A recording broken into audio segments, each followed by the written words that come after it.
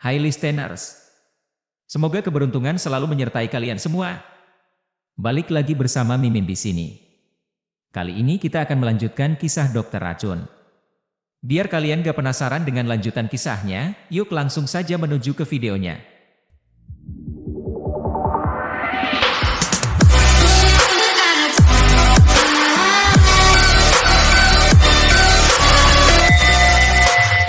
Bab 14, memulai.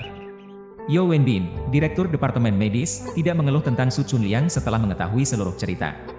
Sebaliknya, ia merasa gembira. Wang Dalei, yang terjatuh dengan punggung besar, menelepon 110 di depan begitu banyak orang di Departemen Keamanan. Mereka semua merasa lega, dan mereka semua menyesal karena tidak ada di sana.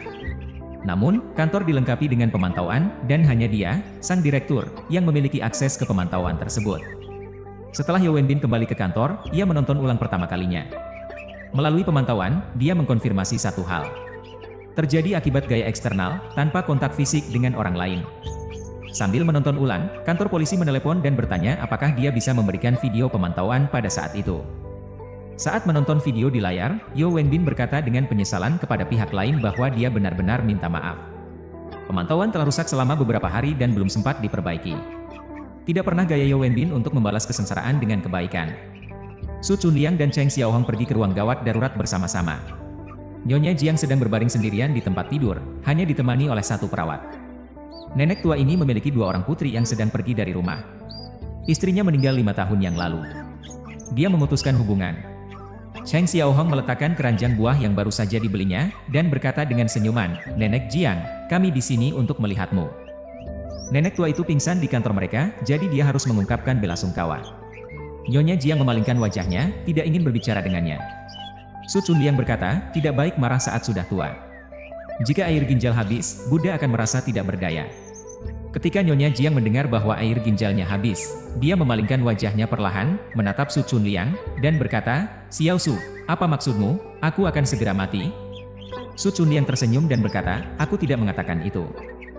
Meskipun ginjal tuamu tidak habis, selama kamu merawatnya dengan baik, tubuhmu pasti akan pulih seperti semula." Bagaimana cara menyesuaikannya? Dalam 5 elemen, paru-paru adalah emas, ginjal adalah air, dan logam menghasilkan air. Keduanya seperti ibu dan anak. Ketika yin paru-paru rusak, penyakit ibu memengaruhi anak, dan ginjal akan kekurangan air ginjal. Tubuh kekurangan air, air tidak mengandung kayu, dan hati jika kayu tidak diberi nutrisi, dan yin hati hiperaktif, pusing dan pingsan akan muncul.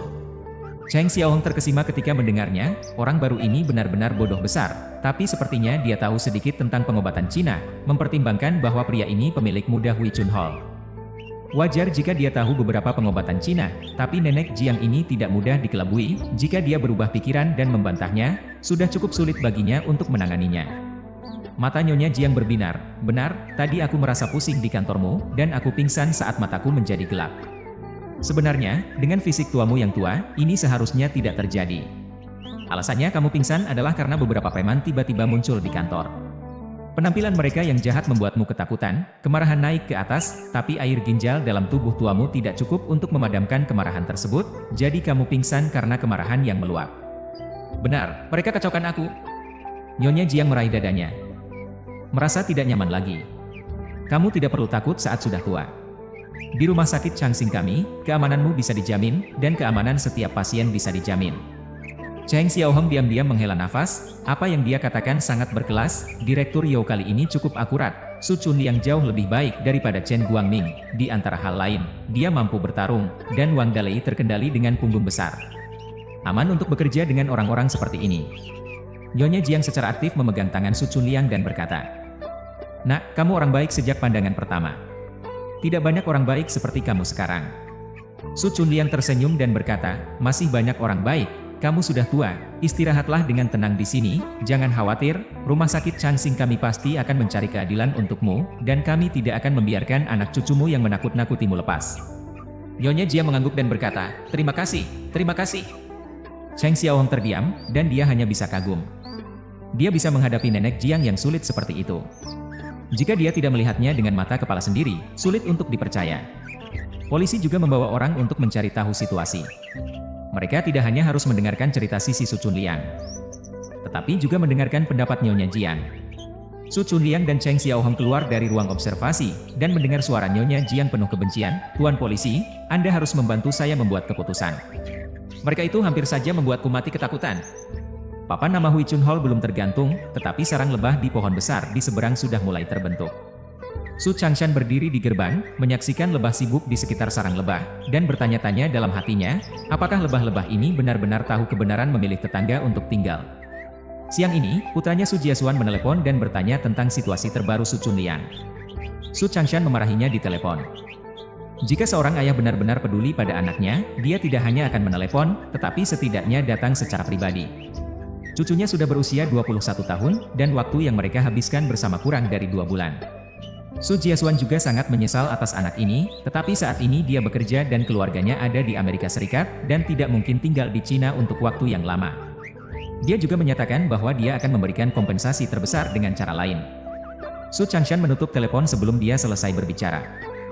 Orang tua itu tersedak dalam hatinya, dia tidak adil untuk cucunya, tetapi juga untuk dirinya sendiri. Meskipun dia juga berulang kali menyarankan agar cucunya pergi ke luar negeri untuk kuliah di universitas, tetapi di lubuk hatinya dia enggan untuk melepaskan. Sekarang Su Chunliang memutuskan untuk tinggal dan bekerja di Cina, yang sesuai dengan pikirannya. Jika ada penyesalan, itu adalah bahwa cucunya menolak untuk mewarisinya. Jika dia tetap bersikeras seperti ini, papan nama yang diwariskan dari leluhurnya akan berakhir di generasinya. Ini adalah alasan mengapa Su Changshan enggan untuk menggantung papan nama Hui Chunhol. Karena tidak ada yang akan mewarisinya, mengapa repot-repot? Orang tua itu tenggelam dalam pemikirannya. Dan seseorang yang mengendarai sepeda listrik berhenti di sampingnya, dan berkata, "Salam, Tuan Su." Su Changshan mengangkat kepala dan merasa bahwa wajahnya terlihat akrab, tetapi dia tidak bisa mengingat kapan terakhir kali dia melihatnya. Seiring bertambahnya usia, ingatannya semakin buruk. "Pria tua tidak bisa mengingat, saya membantu Anda pindah hari itu, yang dengan siku yang terkeluar." Su Changshan kemudian ingat bahwa memang begitulah adanya.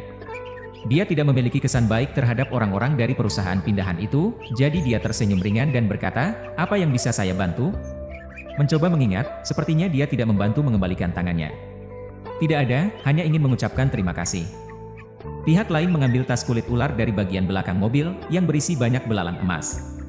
Di Jiangzhou, mereka disebut kura-kura. Biasanya mereka digoreng dan disajikan dengan minuman anggur. Su Changshan berkata, "Tidak akan ada penghargaan tanpa jasa. Tuan, saya berterima kasih pada cucu Anda. Jika dia tidak membantu saya mengatur kembali tepat waktu hari itu, saya takut saya harus dirawat di rumah sakit untuk operasi. Saya sudah meninggalkan perusahaan pindahan yang tulus." Pihak lain bersikeras meninggalkan barang-barang itu, dan ketika Su Changshan tidak memperhatikan, dia pergi dengan buru-buru. Su Changshan menggelengkan kepala dengan tidak berdaya, mengambil tas kulit ular di tanah, secara kasar menghitung beratnya sekitar 6 hingga 7 kati, dan harga pasar belalang emas sangat tinggi sekarang, yang termurah adalah 9 sen per ekor, jadi sebuah tas seukuran ini harganya beberapa ratus yuan. Su Changshan tiba-tiba mengingat apa yang dikatakan pria itu tadi, dan tidak bisa tidak merasa agak aneh, membantunya mengatur kembali. Mengapa dia tidak pernah mendengar Chunliang menyebutkannya? Apakah anak ini memiliki kemampuan ini? Su Chunliang pulang ke rumah dari rumah sakit dengan sepeda umum. Ini adalah keterampilan yang baru dia kuasai baru-baru ini. Ada tempat parkir sepeda umum di pintu masuk situs baru Hui Chunhol. Dia memarkirkan sepeda dan berkata pada orang tua yang sedang menunggunya di pintu, "Kakek, keluar lagi. Sambut saya. Saya terlalu sibuk dengan pekerjaan hari ini, jadi tidak bisa membeli makanan untuk Anda." Melihat cucunya pulang, Su Changshan tersenyum lebar. "Bukankah ini sudah diantarkan?" Su Chunliang sedikit terkejut ketika melihat tas belalang emas. "Siapa yang memberikannya padamu?" Su Changshan menjelaskan proses dari masalah ini. Su Chunliang membawa belalang emas ke dalam rumah, dan Bibi Lin sudah pergi setelah memasak, jadi orang tua itu memasak makanan sendiri. Menggoreng sepiring belalang emas, disajikan dengan jagung pedas dan ditaburi garam halus, aroma harum merayap di udara. Kalian berdua membuka botol Laimau, dan Su Chunliang dengan cepat menuangkan minumannya untuk sang kakek. Hampir setiap malam ketika dia pulang, dia akan minum 2 gelas dengan kakeknya. Su Changshan bertanya tentang bantuan untuk mengatur ulang, dan Su Chunliang mengatakan bahwa dia sering melihat kakeknya membantu orang lain mengatur ulang, jadi dia diam-diam belajar beberapa trik. Kejadiannya adalah di lokasi pekerja migran yang tidak parah, sehingga dia mencobanya dan berhasil. Su Changshan tidak percaya pada kata kebetulan, seseorang yang tidak pernah belajar teknik pengaturan ulang bisa membantu seseorang mengaturnya dengan sukses. Bagaimanapun juga, dia belum pernah melihatnya.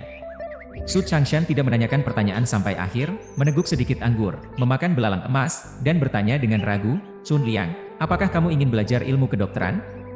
Jika Anda mau mengajar, saya akan belajar. Su Changshan terdiam sejenak, cucunya memang telah mengubah temperamennya. Di masa lalu, setiap kali topik ini dibicarakan, dia selalu menunjukkan perlawanan. Tak disangka, dia setuju hari ini. Orang tua itu tidak bisa percaya telinganya. Sun Liang, jangan memaksakan dirimu. Jangan hanya mengatakan itu untuk membuatku senang. Su Chunliang berkata dengan senyum, saya tidak memaksakan diri. Baru-baru ini, saya membantu kakek saya menyalin resep-resep itu. Saya menjadi tertarik pada pengobatan Cina. Saya membaca banyak buku medis selama periode ini. Dalam hal pengobatan Cina, ingatan dan pemahaman saya tidak buruk. Penyelam penyakit harus pandai dalam ilmu kedokteran.